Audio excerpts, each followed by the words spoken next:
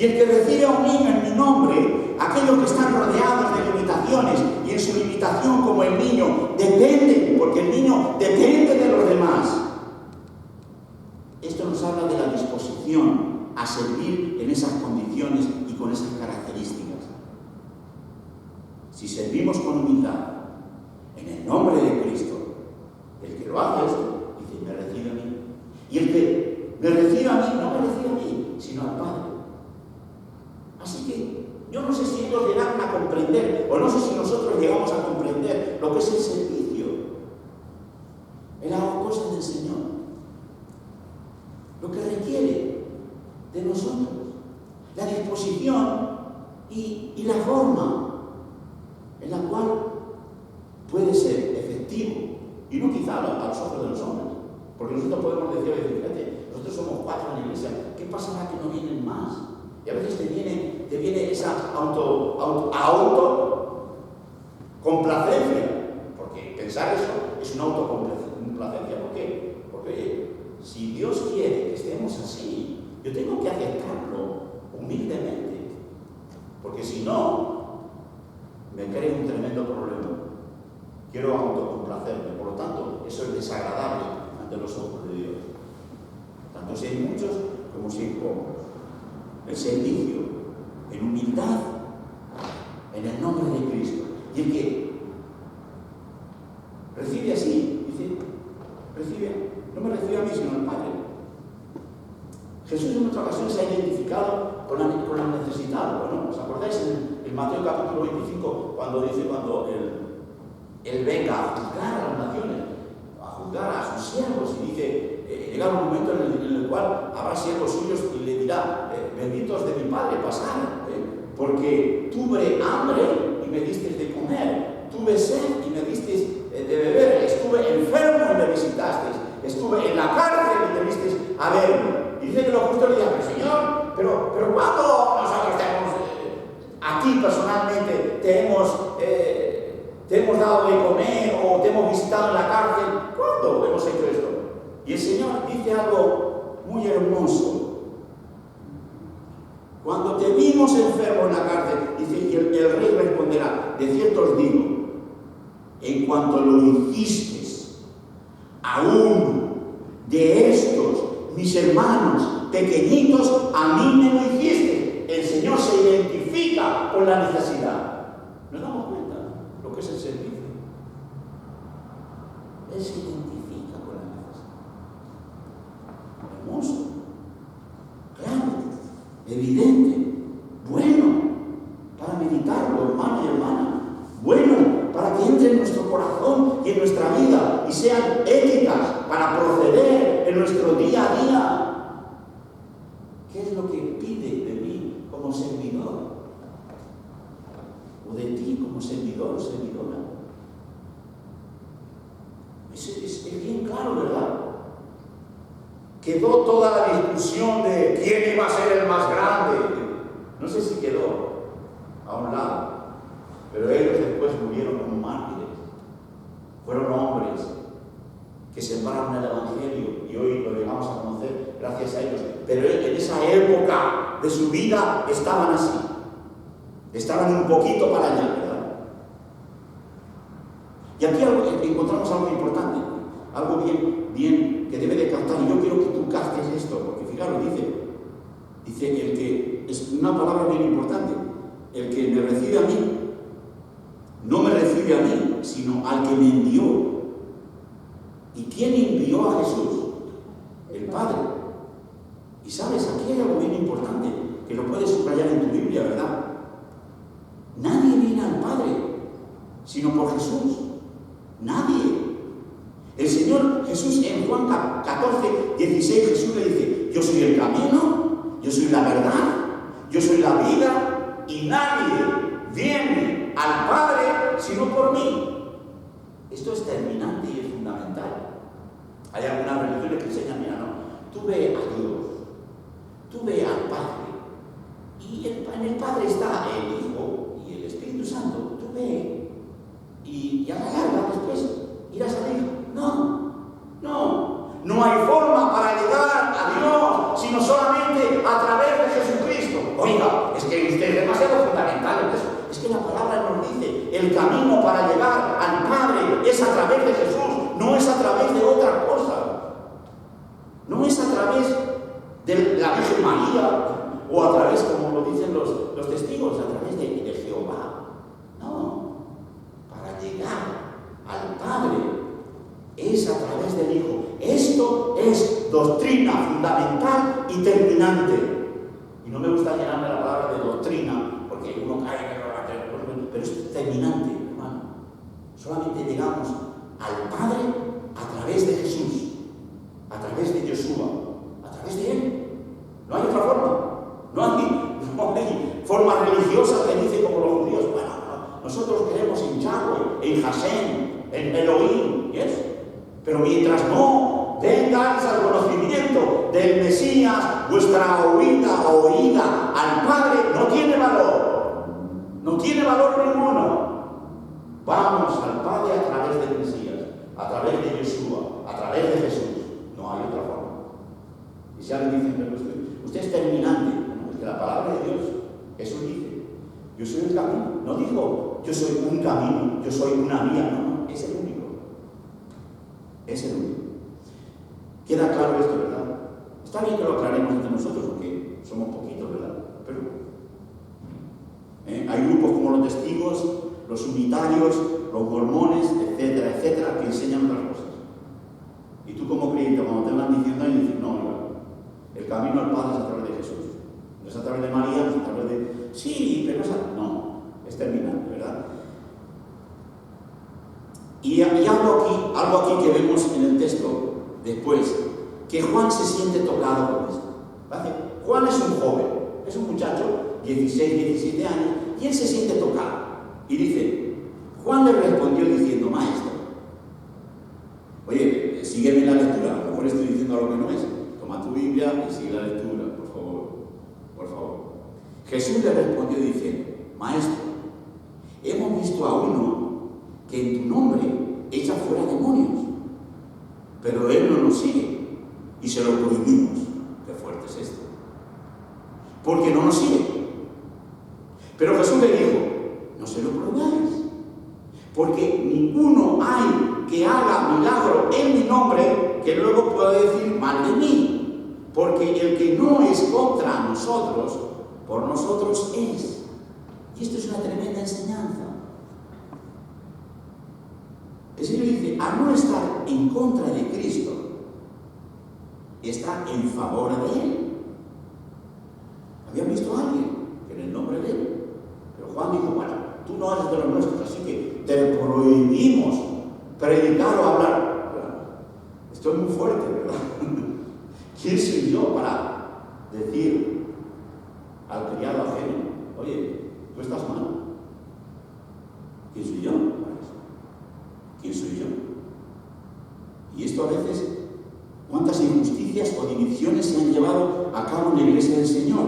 Descalificando, a veces, es increíble, ¿no? A veces descalificando a hermanos que a sabiendas tú sabes que son y predican la palabra de Dios, pero somos pronto a descalificarlos por no seguir la teología o los modos del líder de turno. El líder de turno está en esta iglesia y como no se sigue la corriente de este líder de turno, el otro es anatema. Ni vayáis a la iglesia, ni piséis por allí. Oiga, ¿quién eres tú para descalificar o calificar? ¿Sabes? Y esto entre paréntesis, entre habla hispana ocurre mucho esto. Tengamos siempre en mente el pensamiento de Pablo en Filipenses.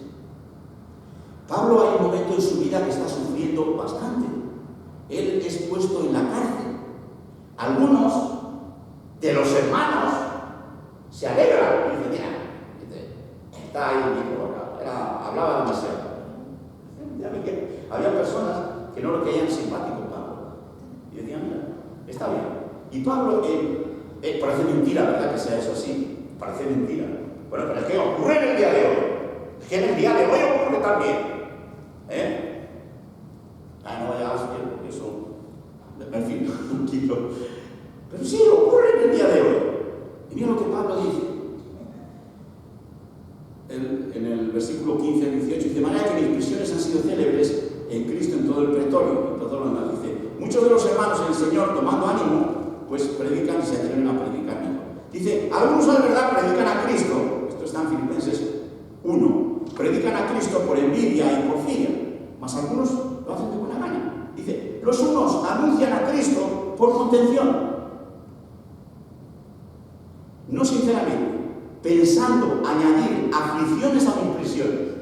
Claro, ¿qué intención más tonta? Bueno, más maligna. Dice: pero los otros por amor, sabiendo que soy puesto por la defensa del Evangelio. Dice: ¿quién pues? Dice Pablo algo hermoso. Que no obstante, de todas maneras, o por pretexto o por verdad, es anunciado Cristo, y en esto me gozo y me gozaré. Lo importante es que el Evangelio sea anunciado de la buena forma y de la buena manera. Y en esto me gozo y me gozaré. Y este es el sentido que tenemos que tener. Para Pablo no había perjuicios, aunque era duro en la doctrina, aunque a los Gálatas, por seguir a maestros que estaban predicando la circuncisión, Pablo es duro y les habla duramente. Pero estamos hablando de la enseñanza sana, que se da. Pero que algunos por envidia dicen: mira, en esa iglesia vamos a ver si le sacamos los hermanos y te vais a ir aquí. Eso es maligno. Eso no está bien ante los ojos de Dios. No tenemos que tener perjuicios y ayudar en una situación en la cual una iglesia se encuentre en una situación conflictiva como hemos pasado nosotros años atrás. Situación realmente crítica, muy crítica. ¿Qué hemos hecho? ¿Qué han hecho? El Señor juzga. Y aquí dice el Señor, ¿verdad? Algo bien importante, ¿verdad? No se lo impidáis. No te pongas así. No se lo impidas, le dice. Porque el que no es contra nosotros, es por nosotros. Y cualquiera que os diere un vaso de agua en mi nombre, porque sois de Cristo, de cierto os digo que no perecerá su recompensa. Esto es lo hermoso. Personas así, ¿verdad?, que ayudaron a otros siervos de Dios. A los ojos de Dios es vista esa actitud, esa ayuda. No va a pasar desapercibida. Y aquí hay algo interesante en el versículo 42. Estamos hablando del servicio. Dice: cualquiera que haga tropezar a uno de estos pequeñitos que creen en mí, mejor le fuera si se le atase una piedra de molino al cuello y le arrojasen al mar. Tremendo. Hoy tú y yo tenemos conocimiento de los océanos. Sabemos lo que hay, ¿verdad? Hemos visto televisión, hemos visto documentales. En ese tiempo, el mar era un misterio para muchos de ellos. Las piedras de molino siguen siendo iguales. Tremendas piedras de molino. Bueno, el Señor quiere poner un ejemplo exagerado para que nos demos cuenta de la realidad de lo que es escandalizar a uno de los pequeñitos. Mejor que te pongas una piedra de molino, que a un burro le cuesta trabajo, se la aten y se tira al mar. Haciendo ver la gravedad de lo que es esto. La gravedad de lo que es esto. La verdad, somos bien mayores para darnos cuenta que quizás en nuestra carrera, yo cuando estudiaba esto, quizás en nuestra carrera han caído muchos, no están más en la grey de Dios. Y quizás tú y yo, por nuestra actitud, por nuestra palabra dicha a destiempo, por nuestras formas y nuestro comentario, quizás hemos hecho que ese pequeñito ya no vea más. Qué tremendo es esto. Qué tremendo es esto. No servir de tropiezo. No servir de tropiezo. El Señor dice en Mateo 18:7 que es necesario que vengan escándalos y tropiezos. Hermano, a veces cuando dicen: ¿qué escándalo hay de este hombre que hizo tal y tal cosa? Es necesario. Pero dice: mas hay de aquel hombre por el cual viene el escándalo. Hay de aquel hombre. Da oportunidad de arrepentimiento, da oportunidad de pedir perdón.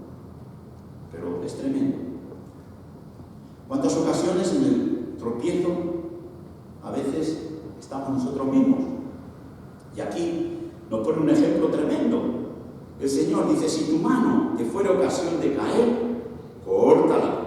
Mejor te es entrar en la vida manco que teniendo dos manos ir al infierno, al fuego que no puede ser apagado, donde el gusano de ellos no muere y el fuego nunca se apaga.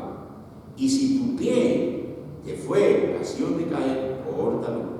Mejor te es entrar en la vida cojo que teniendo dos pies ser echado en el infierno al fuego que no puede ser apagado, donde el gusano de ellos muere y el fuego nunca se apaga.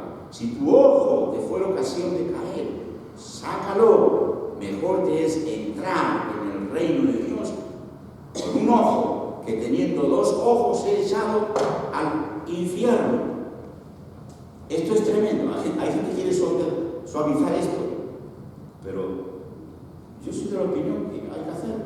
Pero oiga, ¿te vas a cortar la mano? ¿O te vas a sacar el ojo?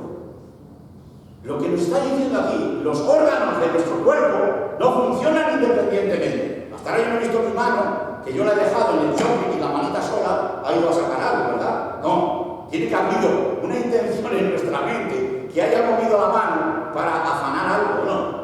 La mano de por sí no va a afanar nada, es el corazón. Bueno, si yo veo algo en mi vida, que realmente no está bien ante los ojos de Dios, no esperes para el día de mañana. Córtalo. Radical. Córtalo. Pero no digas por mañana. Cuando yo comencé la obra del Señor, comencé como creyente, yo seguía con mis cosas. Tenía cigarrito, me fumaba cigarrito. Y un momento que al hacerlo vi una actitud tremendamente no buena de una persona. Inmediatamente el hermano Valentín tomó eso y lo tiró. ¿Por qué? Yo no quiero poner por ejemplo. Porque por mi forma puedo escandalizar a mi hermano. Entonces, córtalo. Pero bueno, mañana dejo. Había hermanos ahí que decían, bueno, mañana dejamos. No. El Señor está hablando aquí que seamos radicales en eso. Si tu ojo te es ocasión de caer, y esto muchas veces a los jóvenes enseñan. Una vez puso un ejemplo el hermano de la iglesia presbiteriana de Aspe sobre esto de sacarse el ojo. Y dijo, mira, enfrente de nuestra iglesia hay un lugar que es para adultos, aquí en Aspe, en la calle. Oye, yo he visto a algunos de los jóvenes que vienen a la iglesia y se paran ahí. Corta el ojo. No pases por ese lugar. Si ves que vas a caer, no pases. Necesariamente no pases por ahí, radical. Seamos radicales en eso. Si algo en nuestra vida que realmente vemos que no va a servir de bendición, mejor es que lo cortemos por los años. El hermano Valentín está hablando que tienes que cortarte la mano, que tienes que sacarte el ojo, pero si hay una actitud en nuestra vida que no está bien, no digamos mañana, no, porque mañana es nunca. Hoy lo corto. ¿Para qué? Porque esto me puede llevar a algo peor. Y el Señor aquí menciona el fuego, ¿verdad? Menciona el fuego. Qué tremendo significado. Menciona infierno. Como que dicen algunos que no hay infierno. Infierno es la traducción en griego. Y unos dicen, pero es que Jesús no dice infierno aquí. No dice. Pero vamos a mirar un poquito la historia de esto. A veces un pasaje de la Escritura ya te dice, bueno, es que este pasaje, en el original, Jesús no dice infierno, no, tiene razón, no dice infierno, pero vamos a mirar lo que el pasaje. En hebreo es Ge-Hinnom. Jesús dice Ge-Hinnom, que significa valle de Hinnom. Este era un valle en el suroeste de Jerusalén, maldito por haber sido lugar donde se sacrificaban, se hacían sacrificios, el culto a Moloch. Y en el tiempo de Jesús existía ese lugar, donde era el basurero de la ciudad, ¿verdad? Y allí había un fuego permanente. ¿Para qué? Para reducir la basura a ceniza. La basura y los desechos que allí se echaban constituían una gran gusanería, o quiere decirse que había gusanos constantemente.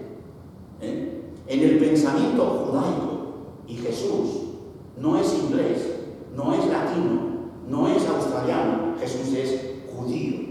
Y en sus pensamientos, aunque revelados del Padre, Él, de alguna forma, habla en expresiones judías para que se le entienda, ¿verdad? Para que se le entienda. Y Él usa la palabra Gená. ¿Por qué eres judío? Y tiene que dar esa expresión. Y porque en el pensamiento judío llegó a ser, esta palabra Gená, llegó a ser sinónimo de castigo eterno.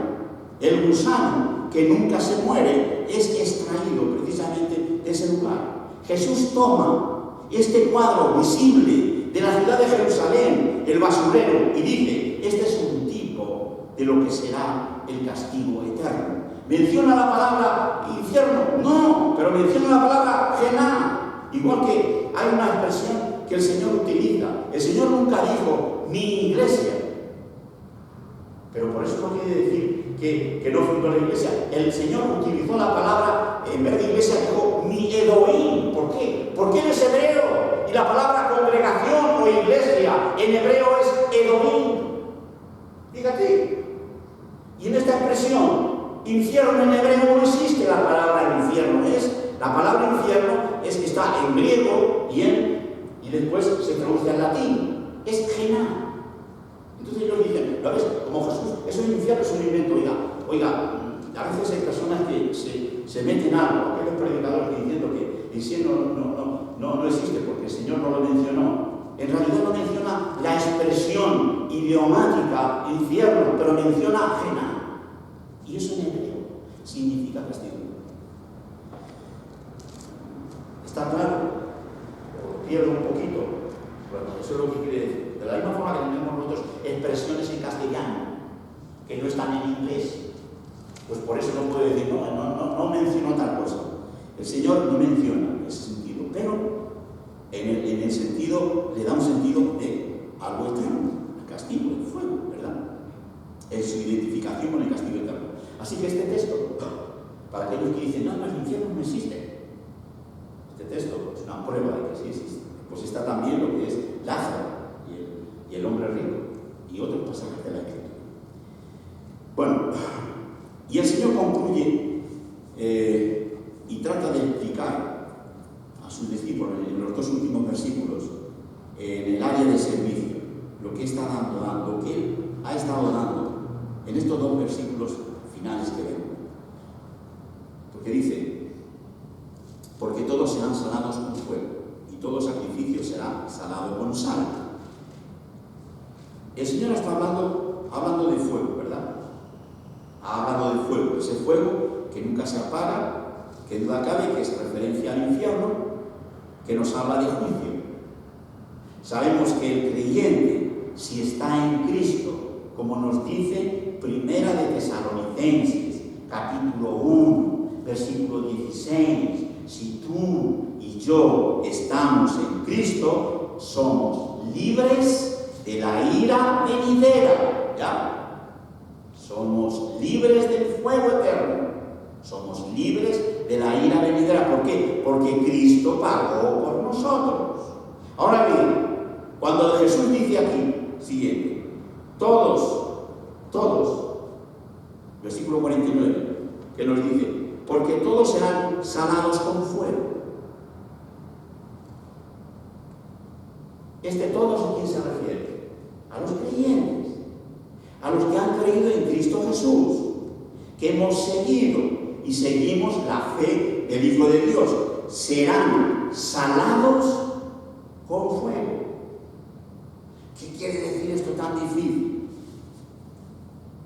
A lo mejor te estás durmiendo y ya no quieres entender lo que tal. Pero es importante. Este pasaje yo no lo entendía tampoco. He tenido que estudiar un poquito. Permíteme que yo te ponga lo que hasta ahora he estudiado. Aquí hay dos combinaciones interesantes. Menciona el Señor fuego y menciona sal, ¿sí o no?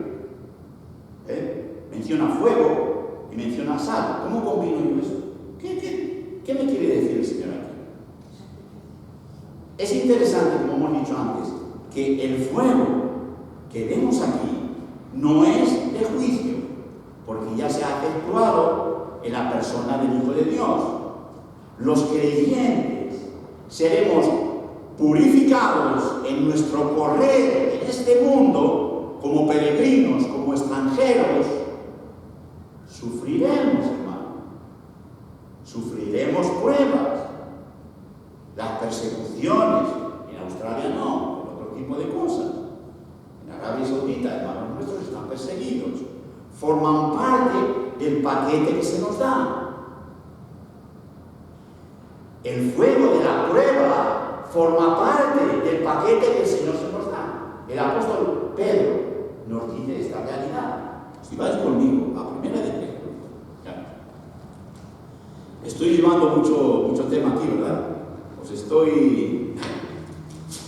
Pero son temas interesantes, ¿verdad? Primera de Pedro. Mira, en Primera de Pedro, en el capítulo 1, en el versículo 6 y 7, aquí menciona fuego al creyente. En el versículo 3 está diciendo, es una doxología, ¿verdad?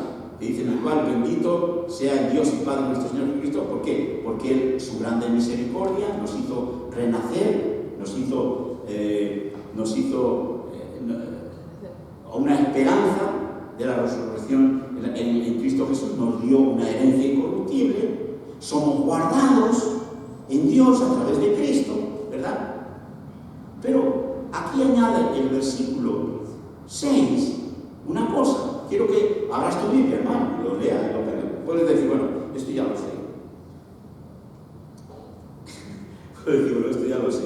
Bueno, Primera de Pedro, capítulo 1, dice, el versículo 6, dice, en el cual vosotros os alegráis de qué? De todo lo que está diciendo desde el capítulo, desde el versículo 3 hasta el versículo 6. Dice, aunque ahora, por un poquito de tiempo, si es necesario, tengáis que ser afligidos en diversas pruebas. ¿Por qué?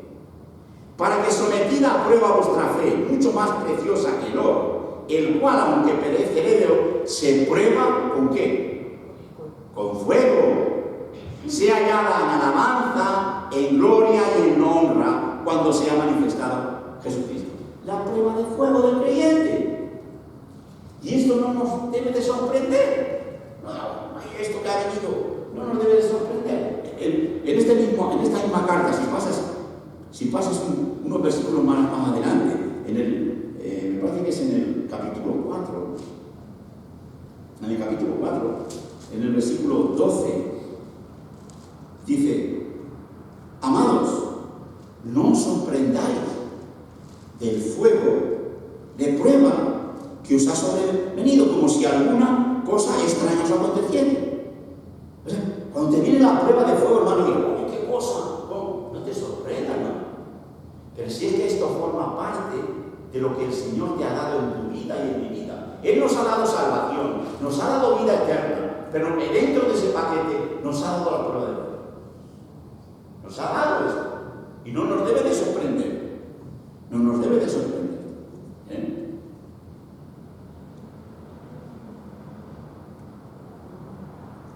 ¿Por qué? Porque esto nos ayuda.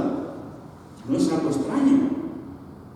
Dice que antes bien gozaos en que sois participantes de las aflicciones de Cristo. Ahora, debemos de notar algo, que si alguien sufre porque miente, porque se mete en lo que no tiene que meterse, o porque está en contra de lo que la ley está diciendo en el sitio donde está, como decía uno cuando íbamos a predicar a la cárcel, que él estaba allí por ser buen cristiano, hasta que el pastor, que ya estaba molestando, dice, mira, ¿sabes qué te digo yo porque estás aquí en la cárcel? Tú estás aquí en la cárcel porque has robado tal y tal cosa. Estás por morir, pero no estás por ser perseguido como cristiano. Cuando viene un sufrimiento de esos, por mentir o el que sufre en esa situación, y si es cristiano, mejor es que se calle. Es vergonzoso, no es un buen testimonio. Pero si alguno sufre por causa de su fe, por ser cristiano, como cristiano, dice, no se avergüence, porque esta prueba de fuego lleva sal. Esta prueba de fuego lleva sal. Y esto es significativo, lo que Jesús dice aquí, la referencia que menciona de la sal. El Señor Jesucristo está mirando, ni más ni menos, que en el Antiguo Testamento todo sacrificio que se ofrecía a Yahweh, a Jehová, era salado con sal. ¿Por qué? Vamos a mirarlo. Si en 1 Levítico 2:13, ahí lo tenéis. Dice, y sazonarás toda ofrenda de tu presente con sal, y harás que no falte jamás de tu presente la sal de la alianza de tu Dios, en toda ofrenda tuya ofrecerás sal. Podríamos estar hablando de la sal en términos bíblicos aquí un par de horas, pero no lo vamos a hacer. Solamente quiero mencionar algo aquí. Todo pacto entre Yahweh y su pueblo, entre Dios y su pueblo, entre Jehová y su pueblo, era sellado con sal. Esto lo podemos encontrar en Números, en el capítulo 18, en Crónicas. ¿Por qué? Bueno, la sal de alguna forma previene de la corrupción y habla de permanencia. Los pactos de Dios son para siempre, son inmutables. Por eso era añadida la sal. La sal habla de lealtad. La sal es símbolo del carácter de Dios, carácter fiel. Por eso, aquí menciona, en esto, todos serán salados con fuego, y todo sacrificio será salado con sal. Dice, buena es la sal, mas si la sal se hace insípida, ¿con qué se sazonaréis? Tened sal en vosotros mismos y tened paz los unos con los otros. Aquí, la sal representa lo incorruptible, da sabor, es símbolo de hospitalidad, de sanidad, de amistad. La sal es pura, preserva los alimentos y es necesaria para la vida. ¿Dónde nos llevamos con todo esto, hermano Valentín? Tú y yo somos sacrificio agradable a Dios. En nuestro día a día es nuestro culto racional, en nuestro servicio para Él. Tenemos que añadir sal a ese sacrificio que en el día a día ofrecemos al Señor con nuestro servicio para Él. ¿Qué es lo que tenemos que añadir? Tenemos que decirle a la señora, oye, tráeme el frasco de sal y vamos a echarnos un poco de sal a ver si esto es lo que quiere decir el Señor. No. La sal ha hablado de fidelidad, de perseverancia, de limpieza. Bueno, aquí todo servicio para Él, todo servicio para el Señor debe estar sazonado de fidelidad. Nuestro servicio para Él, descansando en sus promesas, no en nuestros sentimientos. Cuando yo hago una obra para el Señor, tengo que añadir esta sal, descansar en la promesa de mi Señor y hacer la tarea. La sal nos habla de perseverancia, que nos habla de que permanece. Cuando yo hago servicio para Él, no abandonar fácilmente nuestro servicio para Él, sino seguir haciéndolo en circunstancias difíciles, aunque no vea una mano que te dice gracias, seguir perseverando en ese servicio para Él. Y la tercera cosa que vemos, que habla la sal que previene, habla de limpieza, sin doblez. La doblez es sinónimo de corrupción. Un servicio limpio, sin ninguna mezcla, con compromiso genuino para el Señor. Por eso el Señor dice que si la sal se vuelve sosa, si el servicio en la casa de Dios no lleva esa sal que tiene que llevar, y para nada sirve. Y el Señor dice, lleva sal dentro de vosotros. Eso es lo que nos quiere decir. Mi servicio para el Señor da ese toque especial que viene de Él. ¿Para qué? Para poder llevar el fruto para Él. Amén. ¿Hemos captado ya un poquito lo que significa todo esto? Me costó como 14 horas de estudio, pero a mí me ha servido. Concepción me dice, pero ¿cómo tanto tiempo hay metido en la alimentación? Pero a mí me sirve, hermano.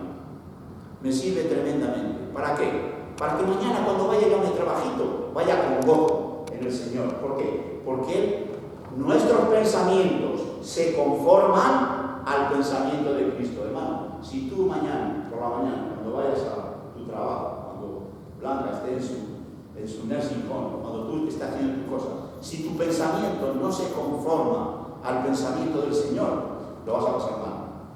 Lo vas a pasar mal. ¿Por qué? Porque en el mundo tendréis que palmitas, cosquillitas y ¡ahora que bien! No. En el mundo tendréis, ¿qué cosa? Aflicción. Amén. Ya por me estoy diciendo tiempo. Así que el Señor nos bendiga y que estas lecciones que aprendemos aquí, aunque somos poquitos, no las echéis de menos, porque nos ayudan. Y hay hermanos que desgraciadamente lo escuchan en el YouTube